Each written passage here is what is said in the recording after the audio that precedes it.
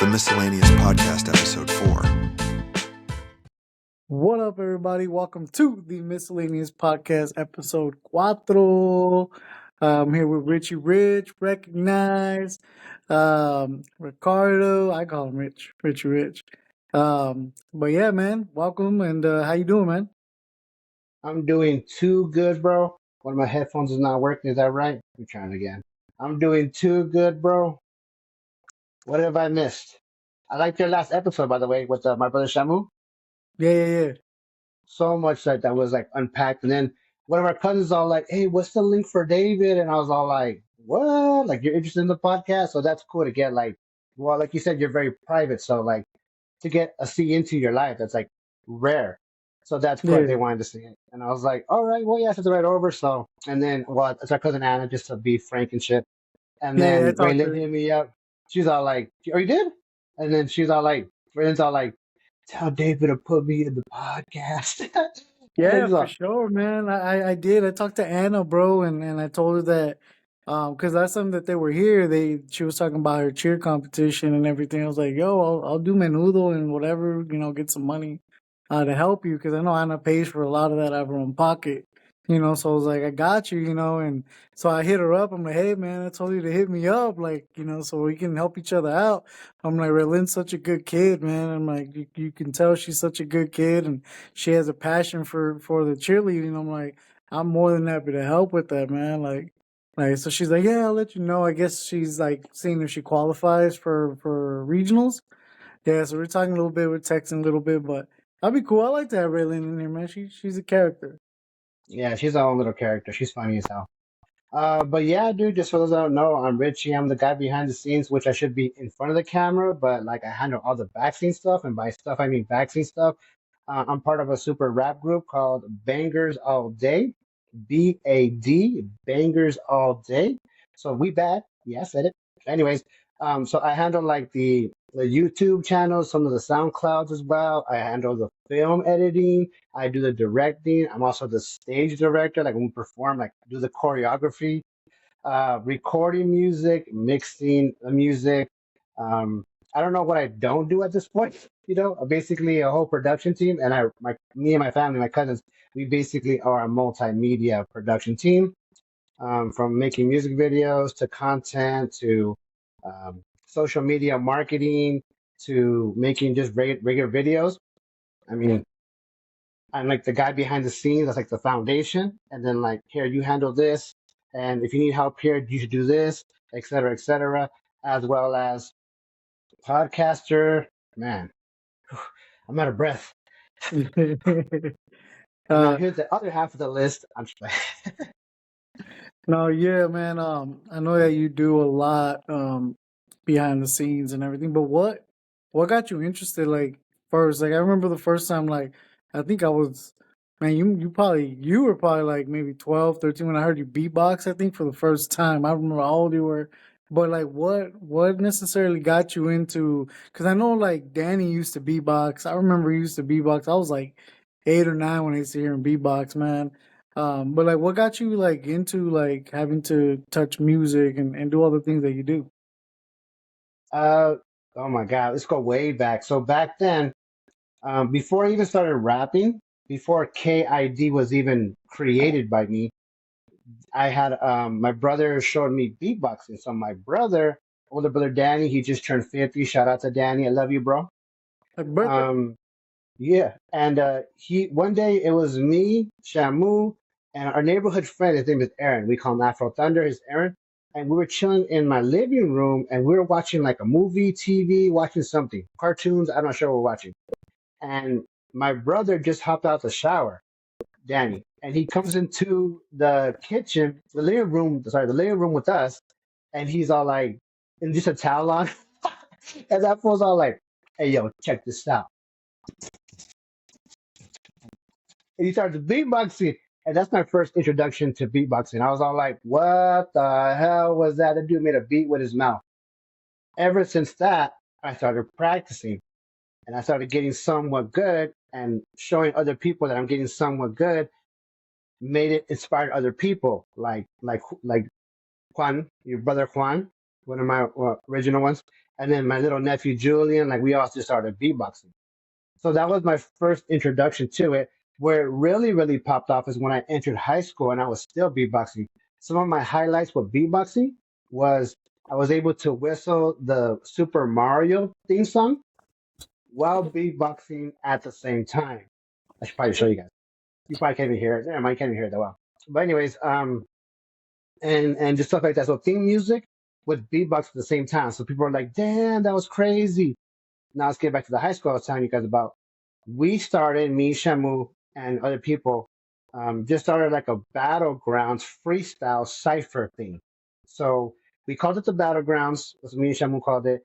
But the local rappers of the school would meet up there, and we couldn't have our cell phones at that time because these were the times where cell phones were like a no-no. Now kids have cell phones just in their classroom. I'm like, I'm jealous. But they were like, hey, like we don't have a beat, we don't have a beat. Shamu, my brother can beatbox, and I'm like, hi. So then I start beatboxing, right? And everyone starts freestyling and rapping, and now it became a thing where like we would meet up because it was a small school. We were bored as fuck. We're like, fuck it, let's just rap and freestyle for no reason.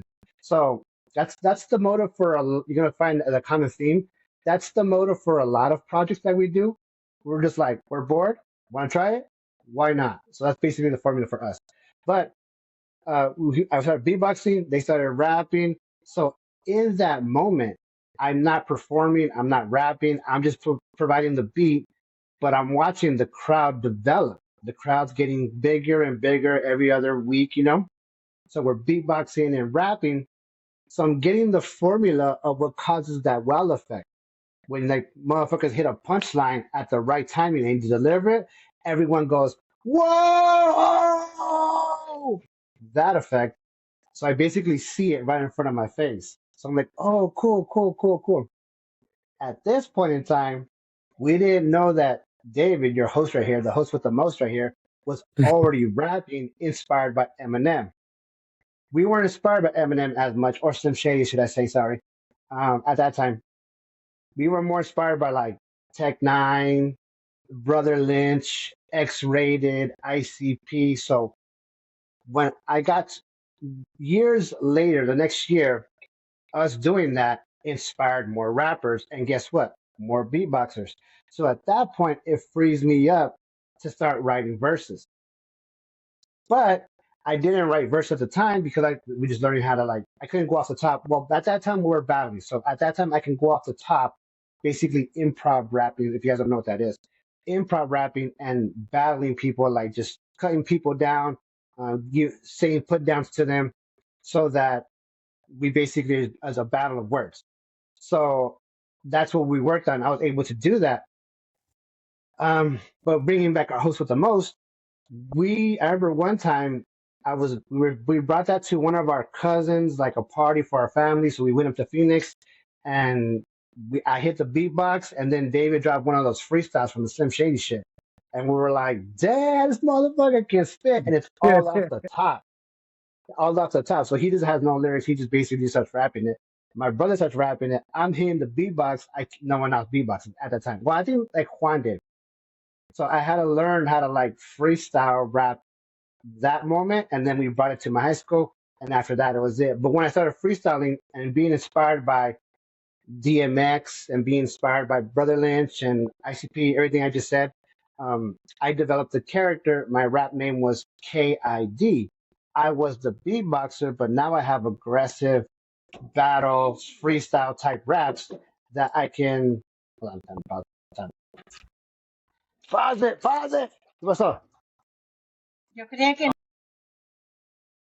Where did I leave out? Sorry, guys. your KID. Okay, I'm KID at this point. So I go up now at that point, people can beatbox for me, and now I can rap. So when I rap, inspired by all those rappers, inspired me to be have more aggressive, battle, wordsmith, and I know how to cause the oh effect with punchline. Not only do I freestyle, but I kill it. I steal the show. Then they people always tell me after that, they're like, damn, dude, I didn't even know I knew you beatbox, but I didn't know that you rapped and you killed it. Inspired my name. It's the kid was the slogan back then. it's the kid, which is the killer in disguise. Because back then, like, like now it's like, bro, that shit was tough. Like now the slogan now is like, yeah, it was tough, or like that was whatever, it was dope, whatever slogan you use. At that point, it was you killed it. So I was the killer in disguise because I was a beatboxer. Hmm. No one knew that I rap. So they were like, "What?" So I made that into a whole other brand, dude. And I went from transitioning from beatbox to rapping, and that's how that grew up. Now at this point, the songs are coming out that are like the funny songs, and we're coming from a battle background. So when you turn on the radio, the lefty taffy, boom, boom, boom, boom, Yep. boom, boom, boom. Like we're like, bro, like, nah, this just trash. Nowadays, I can appreciate it, but back then we're like, nah, that was trash, bro. If I even had half as good of a studio, we would make 2 times better the song of that. And then we got the idea of we should get a studio. Our first ever recordings are on cassette tapes because I am that old. I know I look amazing, but I'm pretty old. But but the cassette players, right? So I don't know where it's at now, but that's part of history. So our first era recording, something got into my eye. First era recording was on a cassette player, and then we moved on to burning CDs and evolving the studio, constantly remaking the studio, learning from our previous experiences, and building newer studios, making it more efficient. And now we are just down to my laptop, microphone, and an interface. It's very, very portable. I've gone to Phoenix. I've gone out of town. I've gone to other people's houses, and now I have a whole studio.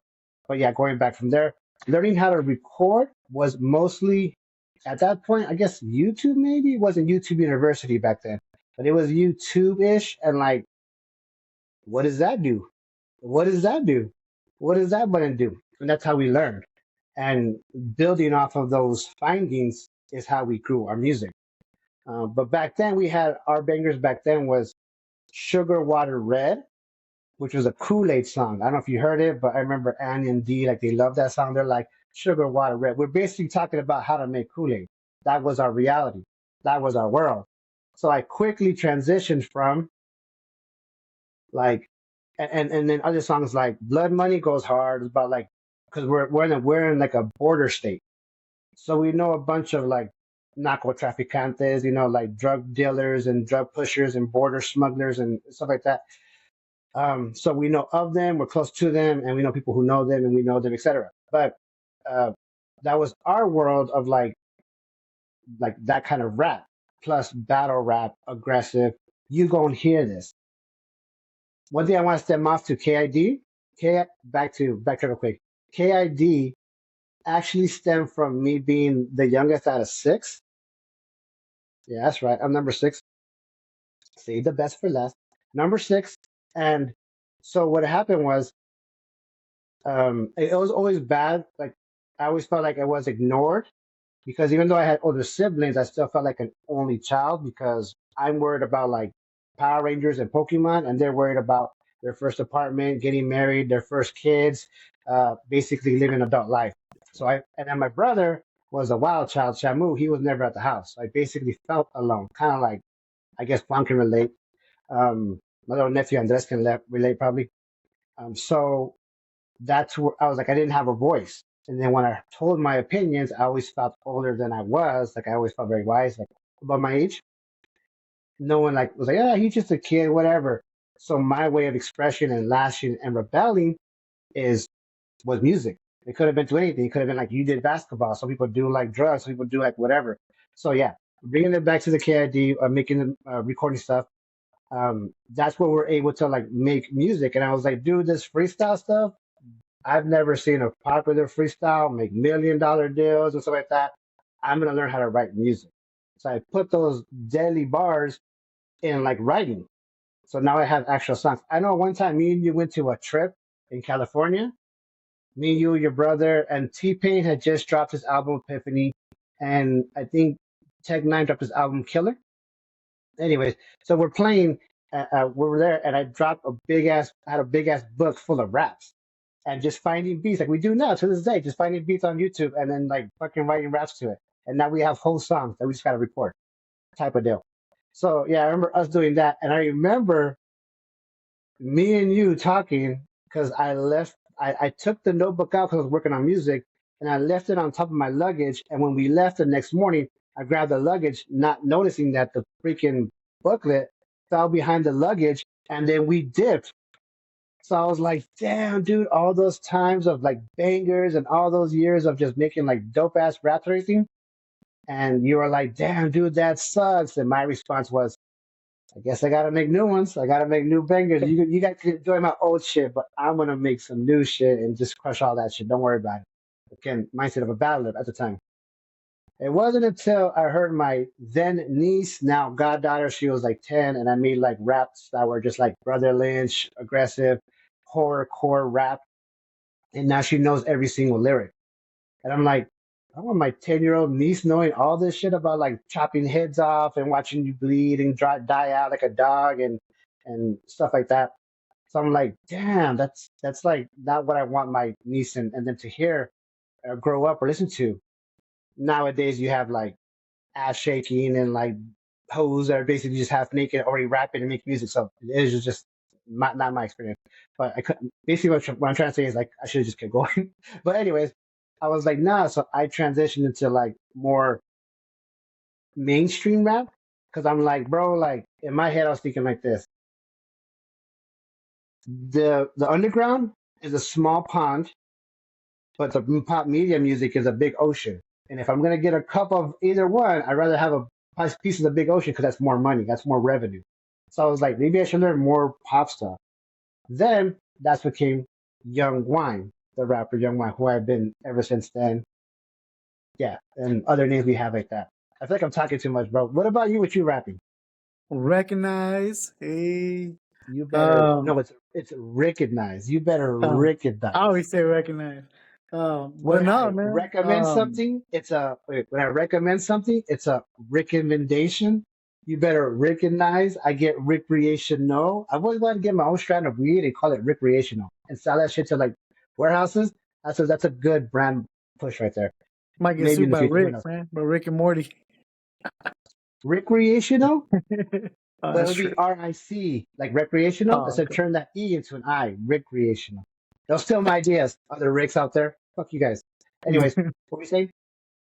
No, man. Like I said, I do know that you do a lot. You know, got time to play ball. You got your drone out. You got some stuff on the drone, so you do videos on drones. You also shout out a lot of places you go eat. You know, you give them pretty much free advertising if you rock with them, man. And I think that that's very humble. You know, because a lot of people they do that and they want either like free food or free. You just do it because you think the spot's flaming. You think the spot's hot, and you're like, let me do this video. And I think that's really cool because that's the best way to get your content out there, right? To be like, yo, this place is fire, and I know that you do it a lot. I like seeing them because I'm like, yo, that video's tight, but, for me, man, like I said, I do remember, uh, freestyling. That was dope. But I still do, just like you said though, like, you hear the younger generation and you don't want to put that kind of stuff out there. Like one of my favorite rappers, Busta Rhymes, Nas, obviously, Eminem, Brother Lynch I like, but Bone Thugs and Harmony, love Bone Thugs and Harmony. Um, so like, but for me, I think like I kind of changed that, knowing like the kind of same thing. Like, yo, I don't want my like younger people to be like, yo, listening to like face stomp your face on a sidewalk and all this, and so I changed it. But now like having my daughter, like I'll get a lot of Disney jingles and I'll change them. Like I'll get like like the like Cinderella or anything, and we'll just change it up. And it kind of like it's easy. Like for me, it was easier to freestyle than to sit there and write.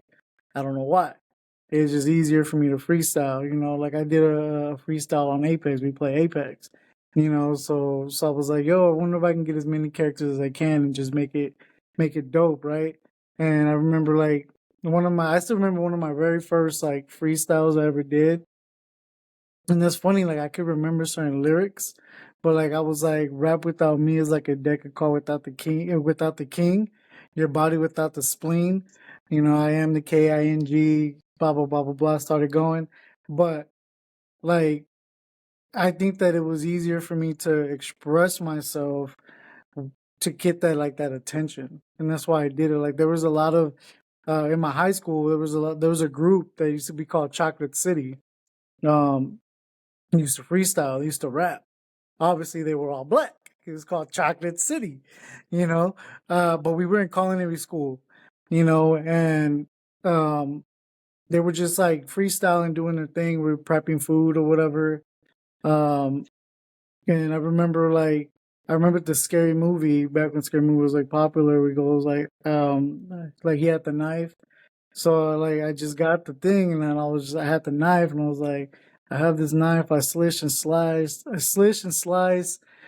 Competition will meet their demise when I get on the mic and rhyme. I was just going like crazy, right? And they just started kind of like paying attention. And that's when I was like, my rap will have your phrase moving different directions. I hope you listen to the lesson that I'm trying to teach. I'm trying to reach, preach, and just go. And they were just like, yo, like, how do you do it? I'm like, it's easy for me because I think nowadays music is more about the beat. If the beat's a banger, like I don't want to shit on no famous people like Bad Bunny. I can't understand what the fuck he's saying half the time. Like I can't. But the beat's so banging and the little chorus that even me, like I was in San Diego and I went to go eat at this restaurant and they had this red like carpet with like this like very VIP-ish and they were letting people in like that. So the first thing that came to my mind I was like, yo, you guys should be playing like that Bad Bunny song. VIP, VIP. I'm like, that should just, you know. And then I was like, but then I was like, what else does that song say? Besides that, I don't know what else that song says, you know, and I was just like, holy shit, it's about the beat, right? But when I was growing up, it was more about what you were saying, like songs like Renegade, all of DMX's, if you really pay attention to what they're saying, LL Cool J, like people think he just makes like, you know, R&B songs, like he's one of the sickest lyricists I think I've ever heard. Nas, Sticky Fingers, just so many different people, but one of the things that I liked is when they try to like have one word mean so many things, right? And that's kind of like for me what intrigued me. Like you could say like I have my peace, you know, or I'll keep my peace. You know, to keep my peace is like a peace is a gun, right? But also like I'm keeping my peace. Like don't disturb my peace, or I'll get my peace to make you rest in peace. So you're saying the same word meaning different things. um that's always what intrigued me, and always what I was like, yo, that's so dope. Like but I like 50 Cent has that song like picture me in a pimp hat, picture a perfect picture, picture me in a pimp hat. He got that from Tupac. Picture me rolling, and you know. So it's like everyone's always gonna take pieces of everyone else, you know, and but I think that with them they have cadence, and that's why me personally I was like I like to freestyle. I can never make albums or records because I don't think that I have that cadence to like create a different algorithm to the music. Like if you listen to Tech Nine, I think he has the best cadence I've ever heard. Like he makes the beat talk, right? Eminem, great cadence, makes the beat talk. A lot of the times that's what I listen to. So when I'm listening to songs, I'm like, how are they making the beat talk? You know, how are they making it like when they hit something, how the beat just drops, or how like the bass just doom on a perfect like note. Like that's always what intrigued me. And I'm like, yo, I can't do that because I'm very like mellow toned. I'm just like I don't have like a high or a low. But then I do a lot of different skits where I'm like I don't know how to sing, but I sing all the fucking time, right? But I think for me it's more like I've gotten into more of like the Spanish music as I've gotten older, just because I feel like they talk about more. You know what I'm saying? Like nowadays I listen to English music, I feel like they're not talking about anything. It's all about going out, spending money, shaking asses, you know, popping pills, doing this, doing that, getting fucked up. Like I'm like, it's not my genre to fuck with, but I love the beats, you know. Um, but like I think I've gone more into Spanish music because I feel like I can relate. I can relate more now to like what they're talking about, you know, and I'm like, yo, we actually lived that and we didn't notice, you know. So I am like trying to like dabble into like some Spanish shit. But it's hard, bro. Like that shit's hard. It's harder than like freestyling, cause like if it doesn't sound right, it sounds horrible. So like you could do one take 50 times and it sounds different. Like like I it's mean, just weird. let me bring in the perspective of like a recording because I think like freestyle rapping and recording artists and then like music performers and then there's like showmanship, charisma. These are all different parts of like the same, like under the same umbrella of entertainment. Because there's acting, there's music, there's different, there's artwork, there's dancing. Anyways, there's different. But when you're here in the studio, I always like, especially when I get new people is like, hey, you're creating a new character. This is what I'm saying because, like, Richie just is just the foundation, but I can, and I just build from there. Recognize recommendations, Ricky Rax, whatever, him. Anyways, um, so when you're recording, it's like, dude, like you got to build up a new character, and now your name is like, just say your, I don't know what your rap name was, King David, King, whatever, King David, right? That's your rap name. What would King David sound like? And then I love also advocating for the beat. That's what I feel like I'm doing most of the time. I'm like, you don't have to go hard. This isn't a rock song. Like, I promise you we'll make a rock song later, but this doesn't call for it. You don't need to do extra stuff. On top of that, like coming in from like a musician background, like the vocals is an instrument as well. So when you're saying like making the cadence, you're also making a different melody or harmony onto the beat, which is what we do as well. As or just beat writing, because you can just write the rhythm too, and that'd be fine. Good example of that would be Bad Bunny or like Ti. I think you would Six sound like nine. yeah, like I think you would sound like a Ti or a Nally person. Like if you notice Ti, he just like raps, but it's like very monotone. But he just writes the beat, which is good, But we try to do musician stuff where like we make a different whole entire flow to it to Mm. add on to another layer onto the music. That's really really cool. But when you're in the studio, it's like this is voice acting, bro. Like this is voice acting. Like on some songs, I'm like motherfucker, like I'm gonna go to work. I'm about to go berserk, which is the song that we're working on now, which that you helped me read the lyrics to. Yeah, he helped me songwrite that. Shout out to David, or should I say King David, because he's made it up right now. What's up? But anyways, berserk. That I can do that, or we can do some cleans, like some clean vocals, like "Baby You." Saying like you're basically figuring out how to fit onto the beat. Now, I think my voice is very thin, like when I'm recording. It's very, very thin. Picture like a Sway Lee, from like the Race Yeah, yeah, Murder. yeah. Picture like my voice is thin like that. So I had to layer my voice a lot. I hate working my own voice, but I like some people are like, let me put the beat on and let me rap. And I'm like, the tones, okay, so there's layers, right? There's the bass, there's the rhythm, there's the melody. Sometimes the melodies are really, really high, like chimes or bells, and people's voice are usually like medium. So I'm like, if I put a deep beat, deep bass, high melody, put your vocals in it, nothing clashes. It sounds like music. It sounds great. That's when you're like, this song kind of bangs. Well, we're bangers all day, baby. Like we make bangers because we have the science down and shit. My voice is much more higher. So like I can do like a bass, a cool rhythm, and then let my vocals make another rhythm and it's like a melody. Make my vocals a melody. That's why people are like, "You're my favorite rapper." I was like, "Cause I make my vocals into a melody, not into the rhythm, like people following the rhythm or the beat, basically." So there's like a little science to it in a sense, but it's just from years of doing it. Same thing, like I'm learning how to do the film editing. I'm trying to think. First thing I think about when I make a song is the intention. What do I want my listener to feel like with this experience? What do I want to lead them to? What do I want to guide them to? For example, people like listen to music, right? When you're going to the gym, you put on that fucking rock song and you get hyped. When you're on some sad boy shit, you put on some like, Juice World type shit. When you're on like different emotions, that's what the songs are designed to do. That's what the songs do, regardless if you don't think about it. But so trying to figure out like what do I want my audience to experience with this beat? Let me hear this beat. This beat feels like this type of emotion. Now I'm painting the brush or drawing on the lyrics that push that emotion. So that's why the beats always hit because it's like, oh, they're congruent. They're congruent. So it's like a little science to it. But same thing like when I'm making my videos, I'm like, what? Now I'm starting to think of putting that model into filmmaking. Like, what do I want my person to experience?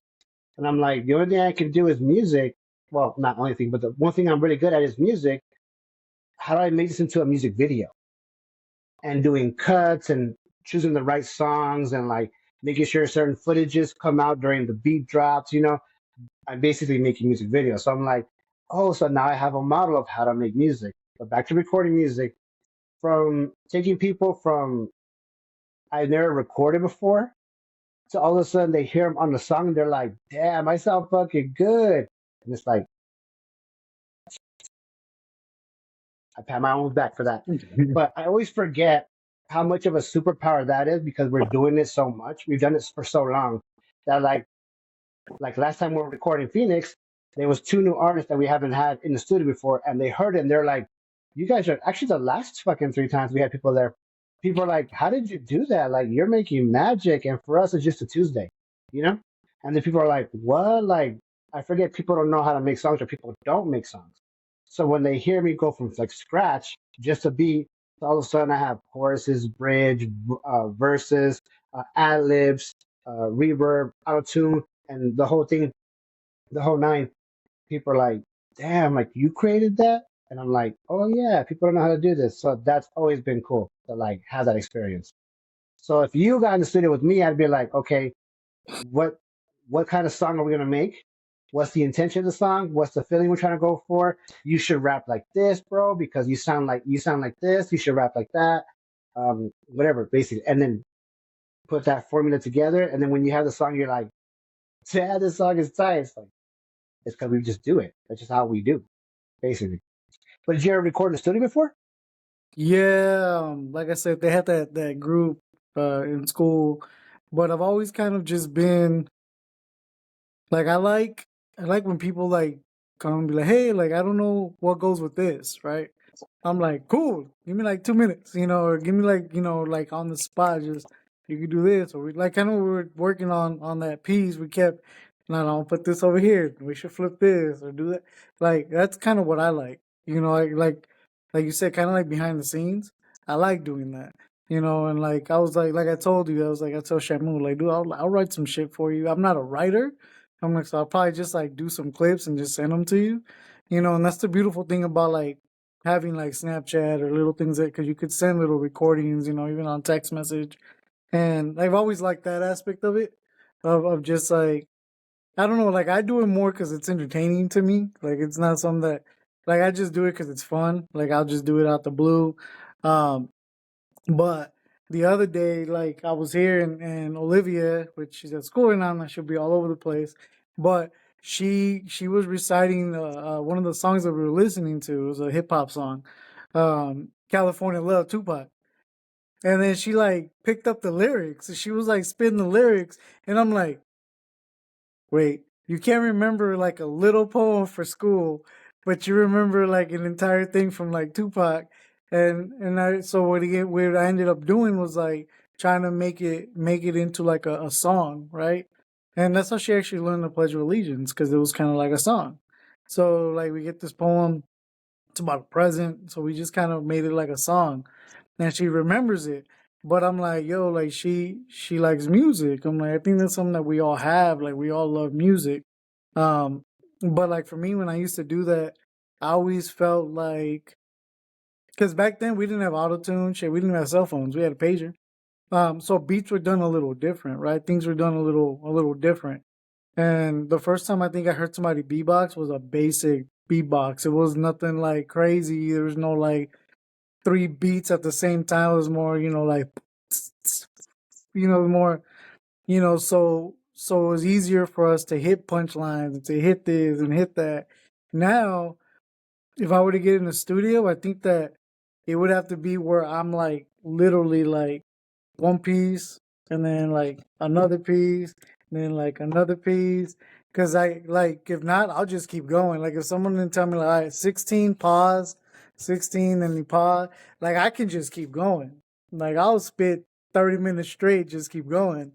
and that's kind of like my thing. Like, I don't. I would have to have that. Like, what you could probably do is like that coaching of like, this is where this is gonna end. And the problem that I hear sometimes is like, you have, like you said, you write the beat, right? And then you get somebody else like Juan who has a different pitch, a different melody, different tone, same beat. You gotta turn it to where it sounds good for him, right? And then you'll have Shamu who has a different tone, a different style, and a different beat coming from, his. We talk about what he does, like the more of the alternative and all of that. But he's spitting, Um to get one beat and make it sound like that, that's kind of what for me, I'm like, how if I were to get in it, like there's four different people doing four different things, how would you be able to mash like that beat to make everyone kind of sound good? Because like I think I heard like a year ago you guys did a song, or maybe less than that, when you guys were here and Juan was by like a fireplace or something in his backyard. You were using the drone and shit.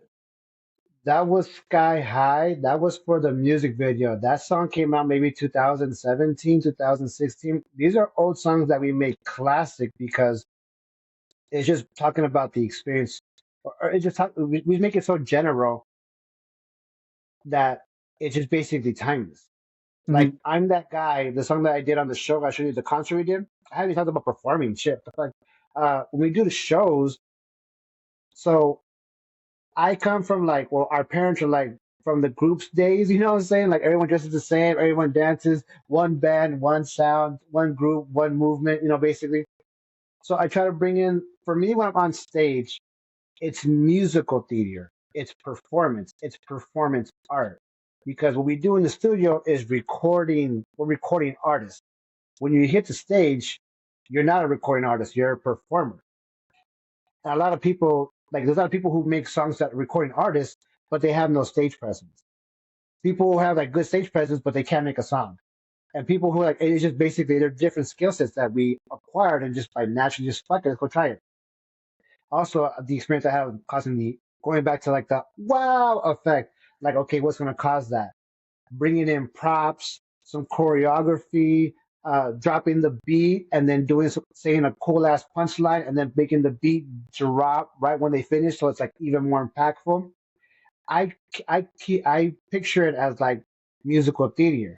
So when I'm on there, we actually rehearse our shit. Like I have footage that's not public on my YouTube where I made a music video just for me and Bangers All Day for our entertainment, where I put the footage of our rehearsals and we do the whole entire set from first song to last song, built up with cuts and clips and pieces of all our different rehearsals. So that shit was dope. I was like, bro, like we're doing our whole show again, but like when we're wearing fucking t-shirts and basketball shorts, and we're just like hair's all fucked up. We're just like, you gotta do the and then the and the whole dance and shit, and then we're gonna do this song and we're gonna do this. It's now I recorded it. I can see it. You can see what you're doing. You can change it, adapt it, enhance it, whatever you like.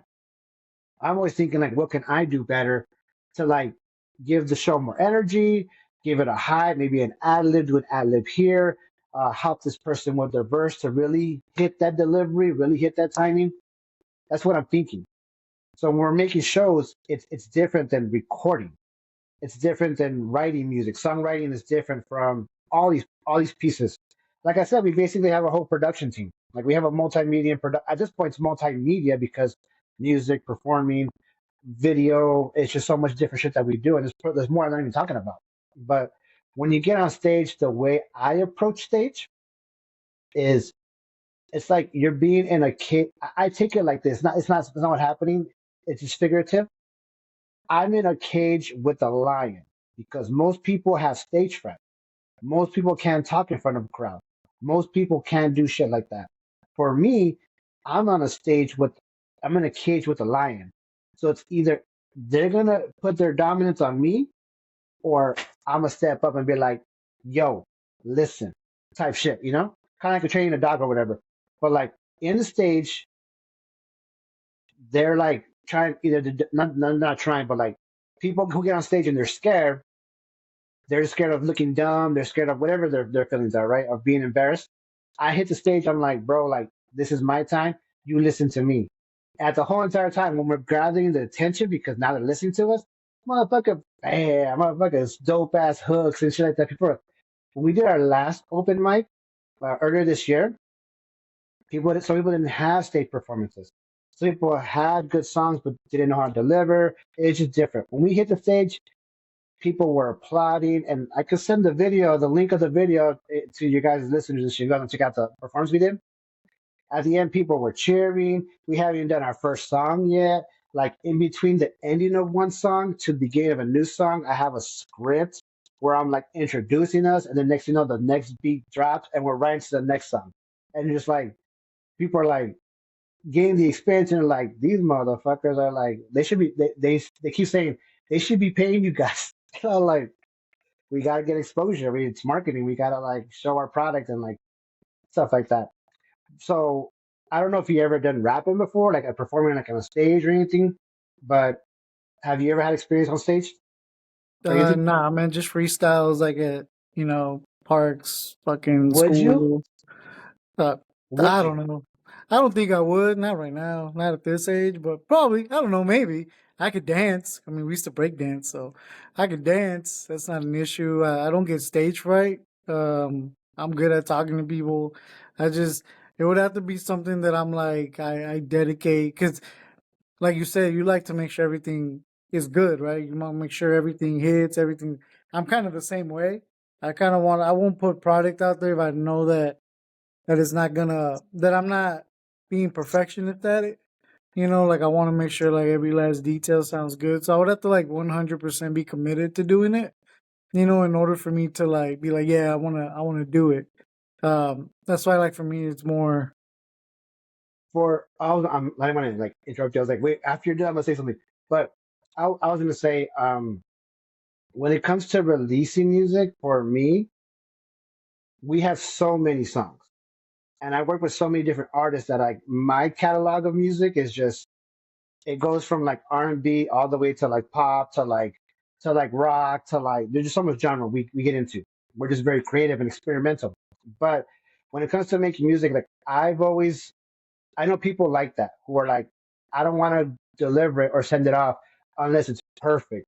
And I'm like, I promise you, you're only like exciting other perfectionists. Not everybody makes music. The listener does not care about the little details that we put into our music.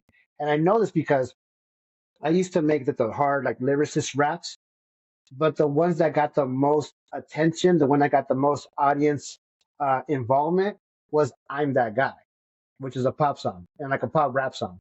And I'm like, these motherfuckers don't care about like all the little details I put into it. I'm like, why am I putting that effort in?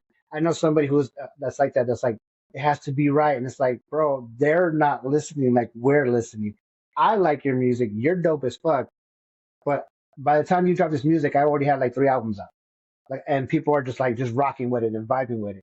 So if you were to make music, I mean, all those details you might be worried about, but like, dude, like, promise you, nobody cares. Nobody cares. But that'd be cool if you did, though. I wonder what you would come up with because people who are your age that like you can like speak to and relate to. Like you like music that you relate to. You can talk about stuff that you relate to, and other people will relate to as well.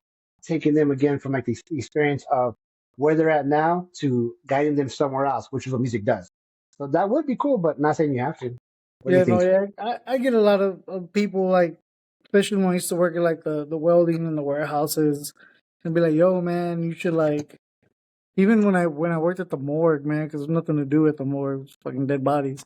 Um, so we used to just freestyle rap, and people be like, "Dude, like, why don't you do this?" And I'm like, I don't know, just for me, it's just like whatever. Like, it's just to pass the time, right?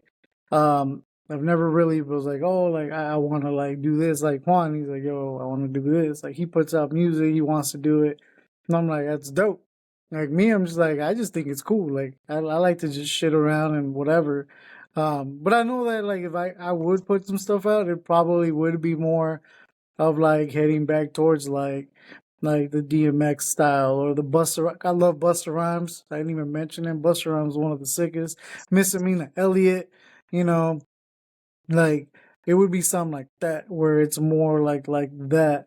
Um, where I can just be like kind of take you on a journey, which for me, like I might fuck around and maybe I don't do a rap, maybe I do a country song, who knows?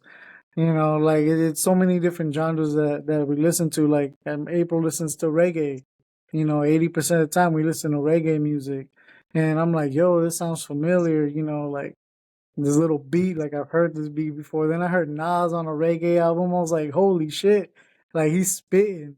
So it's just kind of like I would like to do something like that. If I did, like it'll be like just not necessarily like one genre. It could take a toll of like being a little bit of both, but I don't know. Like I But think with my biggest thing is like that Spanish music right now is like for me is like I think it hits hard. but with that said, I mean, like that's the great part about creating. This is a creative space. Like if we gave like 10 different artists like the Artists. same beat, artisan sandwich motherfucker. I like food too. What's up? Artisan sandwiches, they go fire, bro. But anyway, go back. If we give different artists like 10 the same beat to all 10 of them, they're not going to be the same song. That's the beautiful part about creating because it's a blank canvas and you basically color it in whatever you want. However, you hear it. That would be a cool challenge. I would like to do that as a video. Imagine if we do that as a video. Like we all get all five of us get a beat, and we have like an hour to come up with anything. It's a quick little 2 minute, and then we have to perform it for each other, or like basically just like record it and then play it for each other. It's like, damn, I didn't think about that. Imagine how like that would be so like I think I would have fun with that because I'd be like, Mine dude, would be where'd you all come up with Disney. that? Where'd you come up with that, bro? That was tight. Well, like Disney. But yeah, it's a creative space. You're basically turning it into whatever you want. But another thing I wanted to say was, look at the music nowadays. They're taking beats and samples from like the 70s and the 80s, and they're making them into new music. And although the new generation's like, oh my God, this sounds so dope, this is so revolutionary, us, the older generation who are not spending so much time listening to music, we're like, they just sampled that one song. I was like, I already know this song. It basically. So if Yo, you that's wanted MC to, Hammer. yeah, yeah, I'm too sexy for that. And I was like, and you made it worse. Like, what the fuck? Like, how dare you disrespect? You know what I mean? Like, that's so terrible. But some of them are good. Some of them, like, hell yeah, that's how you do it. That's how you do it. But it to each their own because everyone's gonna like what they like. And if you want to make like a journey, I think that'd be cool because like you can make a whole story if you want. There's plenty of artists who done that and do that still. Make a little audio book. That'd be fucking sick. Yeah, But yeah, I I'm mean, down. we I'm don't down have for to. that beat, man. I mean, I like beats, bro. I did the one from other podcasts. That beat was kind of cool. Um, but that was just basically made from my phone, bro, on free beats. Um, and that's the thing that too, like you do all this stuff that you do, it's all on a budget too. It's not like you have thousands of dollars thrown in for like this video or this. It's basically a drone, a camera phone, and spots, like you said, picking up spots, certain things, and to like let people know, like you don't need thousands and thousands of dollars to put into like a production, because obviously you guys are doing your guys' shows and open mics and all of that, all in a budget. Like hey, let's just go get a couple pizzas, let's all get together and make magic happen, or pho, whatever you guys go get. Um, I think that a lot of people that get into things are like, oh, it's going to cost a lot of money. We all know the meaning. It takes money to make money, right? Obviously, if you had like thousands of dollars to put into productions, you'd probably be a lot further on than when you are now. But you probably wouldn't enjoy the journey as much as you are right now, right? Like I said, like that's kind of why I wanted to do a I podcast still, like this. Go ahead. I was gonna say, I still dread the day that this becomes a job. If it's starting to feel that way because I have to like show other people what I'm doing so they can catch up. It's like, oh, I got to work on this song. Like, it's starting to become that. But it's like, it's starting to become that. But I'm also hopeful for what it can become, you know? And they'd be like, dude, like, I get paid off of making music, like just fucking around all day. Like, like that'd be sick, like to make music and like make videos and vlogs and like content and then like I'm like, dude, it feels like I have to get to work, but at the same time, I'm not working like a 9 to 5, for example. So I'm like, I'm just working on creating stuff, and I'm like, Yeah. that would be an interesting life that people already live. You know, people already doing that right now till we speak. Some people who are just getting paid to make vlogs, and all they do is just live their life, and people watch it, and then they get paid for it. It's like, what a crazy time we're living in. Like, your parents, your grandparents, everyone's, parents and stuff, they had to go to someplace, deal with traffic, hate fucking their boss, hate their coworkers, like, bro, I don't want to be here today. I feel sick, achy, whatever, right? Some people just wake up in the morning and literally just make like a 2-minute video. What? Me What? and Why you, is it? we just wake up in the morning and we're in our office. We're not the majority, bro. Don't shit on my people like that. Don't shit on my audience like that, bro. They hardworking people. They hard. I'm just playing, but yeah, we do that. But that's actually cool to get to that point and just growing it. That's gonna be so sick. But I think we spent a lot of time on like media productions and like music and stuff like that. What else did you want? Is there anything else you want to talk about? Yeah, man. Like I said, I've been trying to do this podcast for years. Finally was like, fuck it, I'll do it. But I want to talk about, man. Honestly, like we know the music side and all the stuff that you do, um, but what was one of the hardest things, man, that you have ever experienced in your life that you are grateful in a way that you experienced it because it made you appreciate what you're doing now as a person, man. Because not a lot of people, I don't think a lot of people know, even our family, man. Like you and Juan are probably the closest, um, like when it comes to like cousins that I see. Like me and Martin were that way when we were younger. D, Anna, like all of us, Judy, Melina, and create this thing. But what is something that like I don't think a lot of people really know. Like I didn't know that your brother used to like be in gangs and drugs and all that. Like I didn't know. Like I even gave a shout out. I was like, "Hey, your mom's a good one, man, because she keeps her shit private." My mom would tell the whole world already. Like when we get into things, but what's something that people don't might not know that you like struggled with, or that you're like grateful that you got tested in that way? I wish I had a great answer, but I don't. When I was younger in high school, um, I used to have like we used to hang out with the cool kids because we were just like the rappers and fucking had a lot of attention and shit. But after a couple of weekends, everyone wants to drink and smoke, and I was like, after that, I was like, dude, like we did that shit last week. What am I? Why are we doing it again? Then I thought I was weird. I still think I'm a weird. I'm a strange dude. But I also think that I'm weird. But well, first, I mean, preface that with who's perfect, and then, anyways, um, I was like, maybe there's something wrong with me that I don't want to do what they want to do, which led me down the road of psychology, self development, self help to learn more about like what's going on. Like, why don't I want to? Everyone wants to do this with them. Why don't I want to? You know, I was always individual, like individualistic, and I was like, what's wrong with me? So I went down that road of self help psychology to learn later in life. I was like, maybe they were the ones that were fucked up because they had like abusive parents, they were neglected. I don't know, bro. I wasn't there with their lives. But I come to realize like the fastest way to you to overcome things, I'm going to advocate so much for NLP, which is neuro linguistic programming. Your inner world creates your outer world. And NLP is basically the study of the way you neuro, your mind, linguistic, the language programming, what you're saying in your head.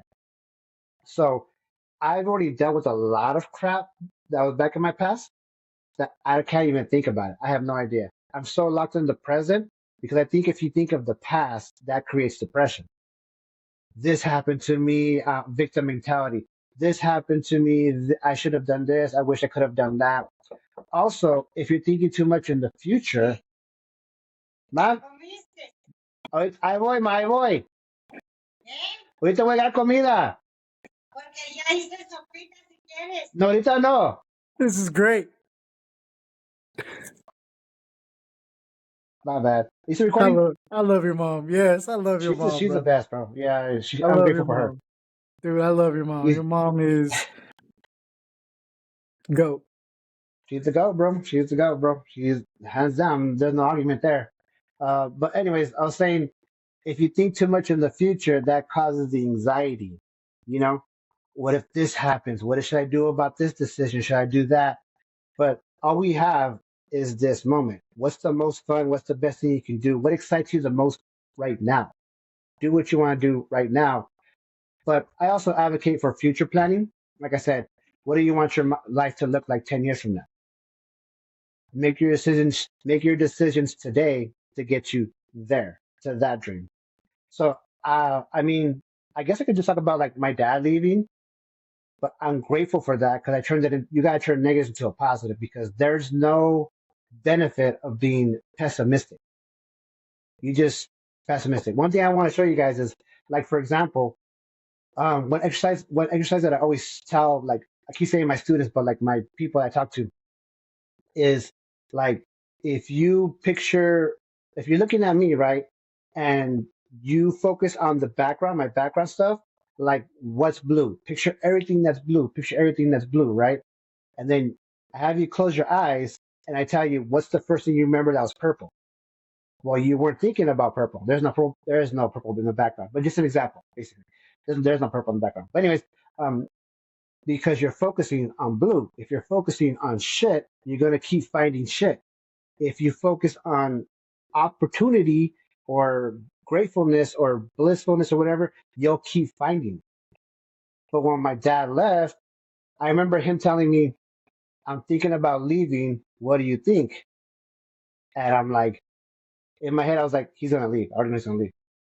And I was like, well, if you leave, I know what I'm gonna do. If you stay, I know what I'm gonna do. He said, what are you gonna do if I leave? Reaffirming to me in my head, he's gonna leave. And I'm like, if you leave, I'm gonna get an actual job. At this point, I just turned 16. I've been working with my dad since 14, landscaping. So I was like, okay, I'll just get a job. My dad, like a week or two later, I called him, hey, I'm off of work. I started my job. 'Cause I thought he was gonna leave. So I was like, I'm gonna start a job.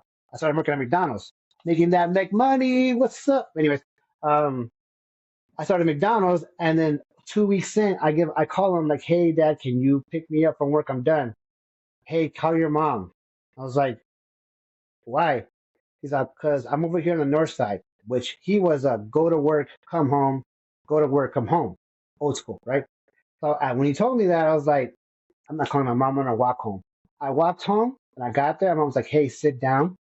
And I was like, she's like, I have something to tell you. And I was like, my dad left. And she's like, how did you know? I was like, because 2 weeks ago he asked me these questions, and I kind of figured that's what I kind of came to the conclusion of. And ever since then, bro, I've been working, holding down the fort. I could talk about my brother being a druggie because again, I felt alone. I was here at the house, but I was holding down the fort. You know what I'm saying? Like, shh, motherfucker. But it was a great. The way I spin that into a positive is like, at least he gave me an example of what I didn't want to be. So I knew what road to, if I was to go down that road, where it could lead to. Do I want to see myself there? Why would I want to see myself there? You know? And keeping yourself as a priority is very, very important to be like, why would I want to do that? Um, I guess being hurt by people, like people telling you some shady shit. Like another example, people telling you something they're gonna do, and they end up doing the opposite. That always rubbed me the wrong way. But because I'm like a healer energy. I'm around people, and people feel like positive, uplifted. They feel safe because Richie's here. I know I have the energy. I'm him. I've been him for so long. I don't even know how to not be him. But anyways, um, so being him, it's like I gotta watch where I give my energy to because first thing, you can't pour from an empty cup. I can't give support if I can't support myself. I can't give love if I can't love myself. You know, I can't help other people if I can't help myself, etc. So the foundations come from me is I happen to just not fit in, and I went down the road of self help. Like when I go to Phoenix, I don't really listen to music, especially nowadays. I would pop in an audiobook. Napoleon Hill, the 50th Laws of Power, all that stuff. It's feeding my mind. Like when you're in front of a life problem, I don't see it as a problem. People see it as a big issue, a big wall. I see it as an obstacle. And an obstacle or a hurdle, you can just go over or go around it or find a different way to your destination. Like I said previously, there's multiple ways to get to your destination. Example, we're going to go down to Walmart. You could take the freeway, you can take the back roads, you can take a bike, you can take a bus. I don't see obstacles. That's why I was able to make music and videos and learn how to do these softwares and all that stuff because I'm like, they're just hurdles. I used to get around these learning processes. But I wish I had something to tell you like, hey, this is my trauma, dude, and this is what I. But all I can say is, no matter what I've gone through and what I go through, it's better to be optimistic and finding what you get out of it Mhm. because there's no loss. Either you win or you learn. Yeah. You learn what not to do. You learn how to try something different. There's no loss. And if you do lose it because it wasn't meant for you, maybe it's meant, maybe you'll find that success through something else, through a different avenue, Yeah. right? Kind of like saying the Walmart stuff. But I know this is like you can be a trauma release podcast, but I'm not that person. I'm sorry. But at least I can teach you guys how to get over out of your own way. Because some people Mhm. are just stuck in like analysis paralysis. Some people are stuck in like I don't know what to do, uncertainty, insecurity, self doubt, overthinking. It's like, bro, like you're not progressing. So to recap, neuro linguistic programming, Buddhist teachings, self help, self development. You can just do audiobooks on YouTube and just let them play in the background. And that'll help you. That's how you get the Richie energy. That's how people are like, dude, you're solid, bro. Like you're him. You know what I'm saying? One thing I want to say, oh, quick question before I have to go because I have to go pretty soon. Um, when you think of me, wait, what color do you see when you think of me? Man, color, I'm gonna say purple. And it's weird because What? that's my favorite color. Um, I'm his favorite cousin. He said it indirectly. Let's fucking go. yeah, man, What? purple, just because Proceed. purple for me means, royalty, self-love, um, humbleness. It's my favorite color. It's things that I tried to do and I learned, right? Obviously, like I didn't know that your dad left when he was 14, bro. I thought you were a lot younger than that. I didn't know that part. So kind of the things that I love that I get to do this because I think I'm gonna get to know my family a little bit more, and it's kind of like brings that joy for me to be like, yo, like you like you say you can't really say you had a trauma because of what you've learned, right? And someone like Moo is like my trauma's got me to where I'm at now, similar to me, the I'm not good enough, so I hate to being able to turn that around and change that energy, right? And I know like I know you had to go to work, but we're gonna have to do part two. No, We haven't even touched this. I'm just giving you the intro of who I am. We haven't even yeah, touched into the psychology part, bro. I have yeah, man, and persuasion, manipulation, sales tactics, everything, bro. yeah, and I want to get into a lot of that with you, man, because, like I said, I think that, um, like I talked about, I think my mom has a lot of like the Neapolitan, type of energy. If you guys don't know who Napolitan is, look him up. Just because she has a very strong character, but she also has that ability to let people know, like if anyone that meets my mom, they'll be like, "Oh, she's the nicest person in the world," blah blah blah blah. And I'm like, yeah. Um, which she is, but she has her dark moments, dark sides. We all have our dark times, but like I said, man, I think that I want I want to say thanks for coming. We're gonna do a part two because there's a lot we need to get into, and I know you got to go to work. Um, but yeah, man, it was good, dude, to like kind of start peeling the layer of who Rich is, and I know that you do a lot. And like I said, there's things that I want to learn about my family that I don't know, right? And I would love to get to do that. And the fun part is that we get to keep memories by doing these logs and be like, man, like this is who this person was. But yeah, man, the color I see is purple, man. No one's ever really said that, but that's dope. That's been my favorite color. Um, But yeah, man, we'll do a part two. And I know you got to go to work. Your mom made you some soup, which my mom made me soup. Yeah. But no, man, it's been cool, man, and we'll definitely do a part two. Send me, your stuff that you want to send me. I'll put it up here. And yeah, bro. I'll see you guys later. Bye, guys. Thanks for watching. Stay tuned for part 2.